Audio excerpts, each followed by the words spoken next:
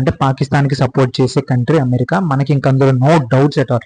నేను ఈ మాట ఎందుకైతే అంటున్నాను, మొత్తం పూర్తి వీడియో అయితే చూడండి, మీకైతే అర్థమవుతుంది.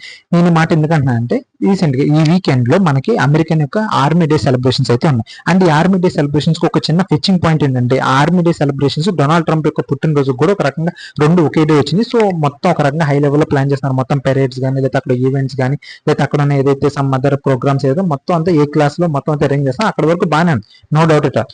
బట్ ఈ యొక్క ప్రోగ్రామ్ కి, ఈ యొక్క ఆర్మీ డే సెలబ్రేషన్స్ కి, ఏదైతే యునైటెడ్ స్టేట్స్ ఆఫ్ అమెరికా యొక్క ఆర్మీ డే సెలబ్రేషన్స్ అండ్ అలాగే డొనాల్డ్ ట్రంప్ యొక్క పుట్టినరోజు సెలబ్రేషన్స్ రెండు కలిసి ఏదైతే చేసుకుంటున్నారో, ఆ ఆర్మీ డే సెలబ్రేషన్స్ కి పాకిస్తాన్ యొక్క ఆర్మీ చీఫ్ ఏదైతే ఇప్పుడు ఫీల్డ్ మార్షల్ ఎవరైతే అయ్యారో, ఒక రకంగా ఆపరేషన్ సింధూర్ లో ఒక రకంగా బంకర్ లో దాక్కున్నందుకు తనకి తానే ప్రమోషన్ ఇచ్చుకున్న ఎవరైతే ఆసిఫ్ మునీర్ ఎవరైతే ఉన్నారో, అతన్ని ఒక రకంగా ఇన్వైట్ చేశారనమాట.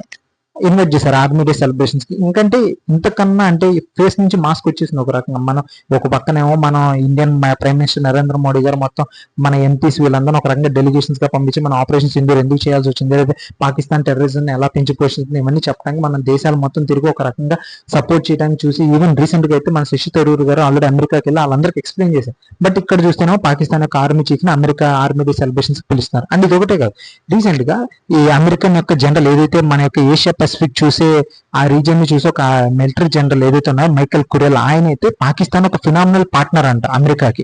ఏదైతే టెర్రరిజాన్ని కౌంటర్ చేయడంలో పాకిస్తాన్ అమెరికాకు ఒక ఫుల్ సపోర్ట్ ఇస్తుందంట. అసలు పాకిస్తాన్ ఒక ఏ క్లాస్ కంట్రీ, ఒక టాప్ నాచ్ కంట్రీ అని చెప్పి మొత్తం అంతా పొగడ్తలతో నింపేశారు. సో దీన్ని బట్టి అమెరికా యొక్క డబుల్ స్టాండర్డ్స్, అయితే అమెరికా పాకిస్తాన్ లో ఎంత ఇన్వెస్ట్ చేసింది, అయితే అమెరికాకి పాకిస్తాన్ అంటే ఎంత అబ్జెక్షన్ అనేది మనకైతే అర్థమవుతుంది. మనం ఎన్ని చేసినా, మనం ఎంపీలను పంపించిన, ఎమ్మెల్యేలను పంపించిన, ఆపరేషన్ సింధూర్ చేసినా, ఏది చేసినా కూడా పాకిస్తాన్ యొక్క అబ్జెక్షన్ ఏదైతే ఉందో అమెరికాకి, అదైతే ఇప్పట్లో అయితే పోయేటట్లేదు. అది పోవాలంటే కన్ఫర్మ్ ఇంకొక 9 లెవెల్ లాంటిది జరిగితే, మళ్ళీ ఒసామా బిన్ లాడెన్, ఆల్-ఖైదా ఇట్లాంటి అటాక్స్ మళ్ళీ వాళ్ళ మీద జరిగితే, మళ్ళీ అట్లాంటి వాళ్ళు మళ్ళీ తిరిగి పాకిస్తాన్ లో దొరుకుతారు మళ్ళీ. అయినా సరే ఇంకా అబ్జెక్షన్ అయితే పోలేదు అమెరికాకి. మరి వాళ్ళ రీజనింగ్ అయినా కనీసం వాళ్ళకైనా తెలుసు లేదా, అమెరికా పాకిస్తాన్ ఎందుకు సపోర్ట్ చేస్తుంది కనీసం వాళ్ళకైనా తెలుసు లేదో నాకైతే తెలియదు. సో ఇది ఒక డార్క్ రియాలిటీ అనమాట. మీరేమనుకుంటున్నారో కింద నా కామెంట్ సెక్షన్ అయితే తెలియజేయండి. అండ్ అలాగే సబ్స్క్రైబ్ టు మై ఛానల్.